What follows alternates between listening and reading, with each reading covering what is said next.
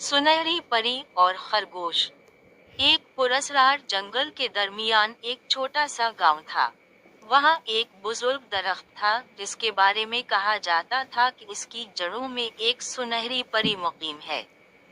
एक दिन एक नेक दिल खदीजा ने जंगल में एक जख्मी खरगोश के बच्चे की जान बचाई।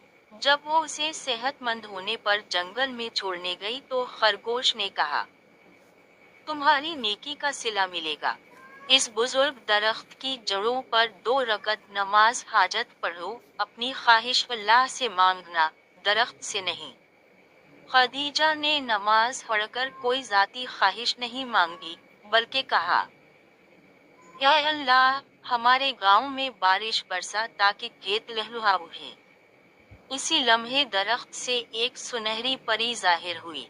इसने कहा, तुम्हारा दिल शिर्क से पाक है और बेलौस है, इसलिए तुम्हें ये अनमोल तोहफा देती हूँ।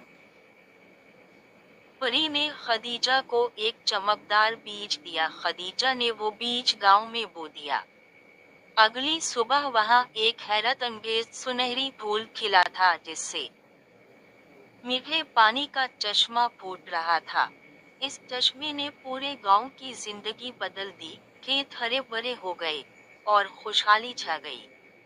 सबब, नेकी करने के बाद मांगी दुआ अल्लाह कबूल करता है।